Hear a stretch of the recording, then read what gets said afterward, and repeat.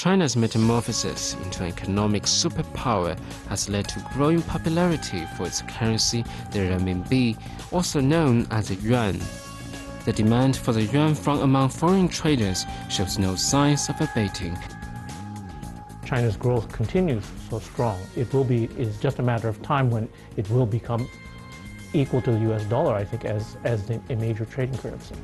The yuan is now the world's ninth most traded currency and has replaced the euro as the second most popular choice in international trade finance. While its growing use among traders sees the yuan unseat the US dollar as the world's reserve currency. The fact of the reserve currency will be very important in determining over who will be the stronger of the two economies. The US dollar's dominance has often been labeled as unhealthy for the global economy. The dollar is the American currency and everybody else's problem. It is only China which has the possibility of offering a real alternative because of the dimensions and the strength of the Chinese economy. Derek Han is the chairman of North Square Blue Oak, an investment bank with a special focus on China. With 25 years' experience in finance and banking, the Chinese American offers his expert advice. Economics, I have learned, is common sense. When you try to be too clever, it ends up, sooner or later, it will not work. And how many more years do you think it would take before China's currency, the renminbi, to become a major trading currency in the world and acquire a more important global status? Well, I think that the renminbi is already a major trading currency. I think it is coming much faster than people will expect because as China's growth continues so strong, it's just a matter of time when it will become equal to the US dollar, I think, as a major trading currency. And do you see the possibility for the yuan to unseat the dollars as the world's reserve currency? Why or why not? I think this is one of the most important questions that we can think of in the global economic picture. Because yes, it is possible. It will not be easy.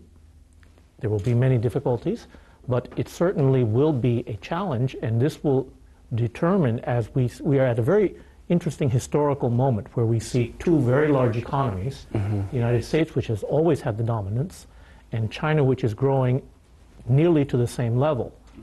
The fact of the reserve currency will be very important in determining over who will be the stronger of the two economies.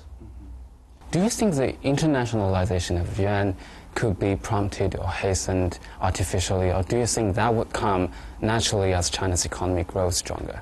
The Chinese central bank has said that it would be a very long process to have the internationalization of the renminbi. And we have seen, because of China's extraordinary quick growth, that it is coming faster than anybody expected.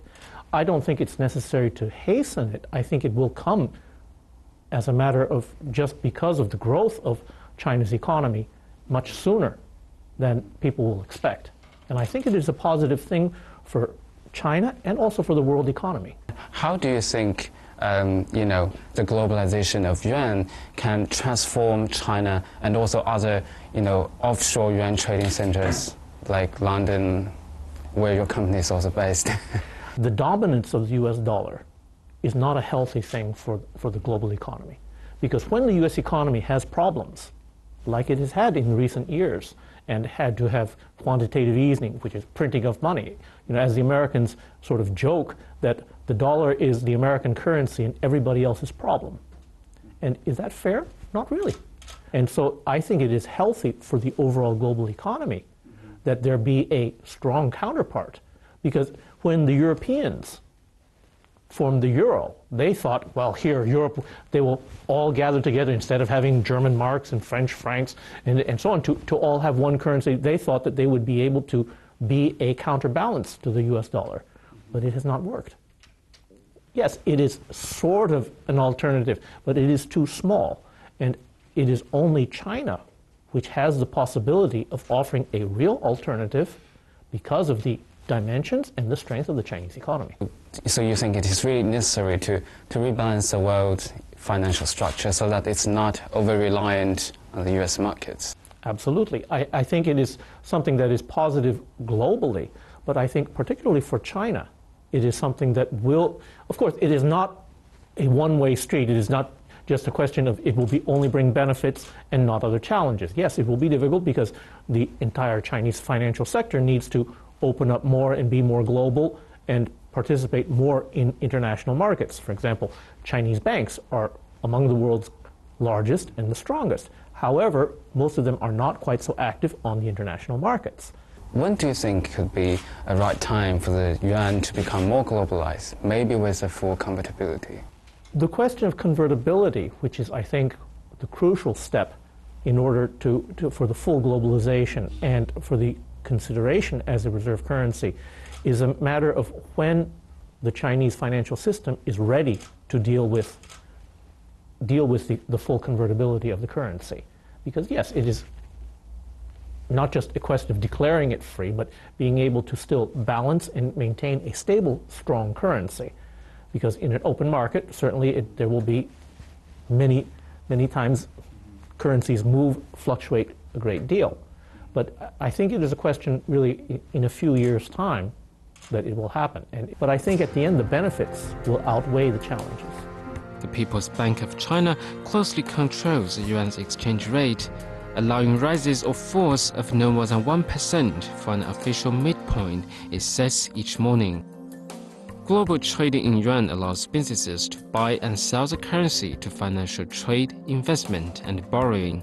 Playing an increasing role in global financial markets is an important step for the yuan's globalization. And in China, there's also argument against this globalization of yuan, because why should we, embrace this more frequent fluctuations once it's more open to the world? What do you think? Or how can China benefit from this? Well, I understand that there will be certain concerns over having a more fluctuating currency. While a controlled currency, yes, is an element of stability, at least you know how to plan because you know that your currency will not be fluctuating.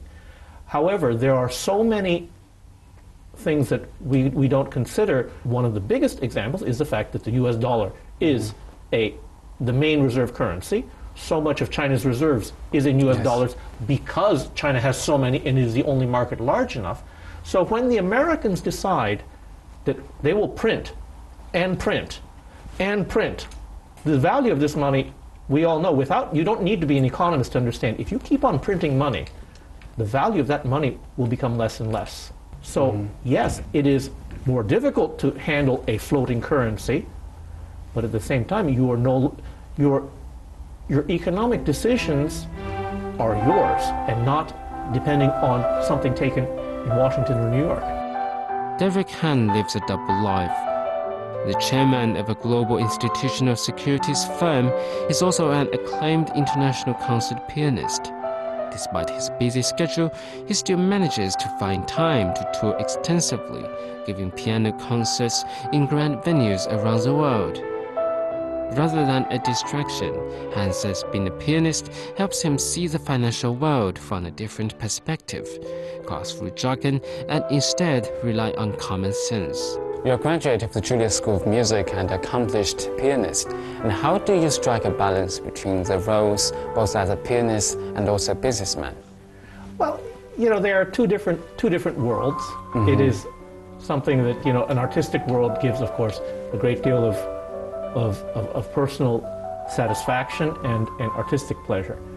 The world of business is also a practical world, in which one sees also, in a certain sense, it is possible to look at a very different perspective, because in a certain sense, I have seen in my experience both in the banking world and financial world, because I don't come from that background, I look at things maybe with a fresher set of eyes, not necessarily of, how it is supposed to be. Well, I ask the question, why is it supposed to be? Explain why this works or this doesn't work. And sometimes it gives a different sort of perspective.